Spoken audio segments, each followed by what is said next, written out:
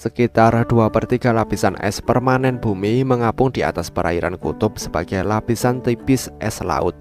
Es laut adalah air laut beku yang mengapung di permukaan laut. Itu terjadi di Samudra Arktik dan Antartika.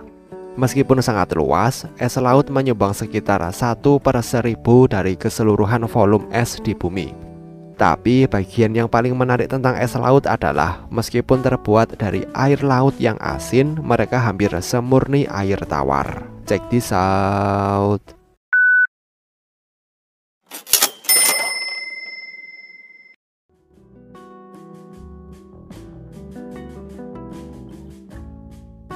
Bagaimana es laut bisa terbentuk? Air laut membeku pada suhu yang lebih rendah daripada air yang tawar. Karena adanya garam di dalamnya, air asin membeku pada suhu sekitar 28,4 derajat Fahrenheit. Sedangkan air tawar membeku pada suhu sekitar 32 derajat Fahrenheit. Tapi hanya karena unsur air dari air asin yang membeku, es itu mengandung garam yang relatif sedikit.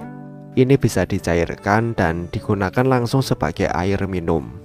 Tetapi kenapa es laut hampir tidak mengandung garam? Jawabannya terletak pada kimia sederhana dari ikatan antara molekul air dan garam. Kehadiran garam mengganggu pembentukan kristal es. Garam lebih suka dipadukan dengan air, tetapi air tidak. Dengan demikian, pembentukan es murni sekarang membutuhkan pekerjaan tambahan, memindahkan garam dan kemudian membangun struktur kristal es. Akibatnya, lebih banyak suhu dingin yang diperlukan untuk mengusir garam dari sistem, sehingga kristal es bisa terbentuk. Artinya, menghilangkan garam dari air membutuhkan langkah ekstra yang pasti akan menghabiskan lebih banyak energi. Setelah permukaan laut mencapai titik beku air asin, pendinginan lebih lanjut mengarah pada pembentukan es.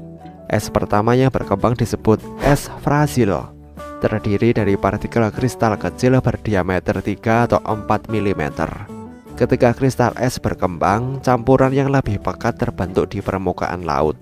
Setelah lapisan es terus-menerus terbentuk, lingkungan dingin tidak lagi terhubung secara langsung ke air asin, dan pembentukan es laut berlanjut dengan menumpuk di dasar es laut. Sepanjang siklus tahunan di kutub utara, sekitar 45 cm es akan mencair dari permukaan es, sementara jumlah yang sama akan terisi kembali di dasarnya. Akibatnya, kristal es yang terendapkan di laut es di dasar akan bergerak ke atas dengan kecepatan rata-rata sekitar 45 cm per tahun sampai mencapai permukaan dan kemudian akan mencair. Sementara es laut kebanyakan ditemukan di daerah kutub. Itu memiliki dampak yang signifikan terhadap iklim global. Permukaan laut es yang mengkilap memantulkan banyak sinar matahari kembali ke luar angkasa dan keluar ke atmosfer. Karena energi matahari ini berayun kembali, alih-alih diserap oleh air, suhu di dekat kutub tetap jauh lebih dingin dibandingkan dengan di ekuator. Ketika es laut mencair karena suhu yang meningkat, lebih sedikit permukaan putih yang tersisa untuk memantulkan sinar matahari. Permukaan menyerap lebih banyak energi matahari dan dengan itu suhu air akan naik. Ini memulai siklus pemanasan dan peleburan.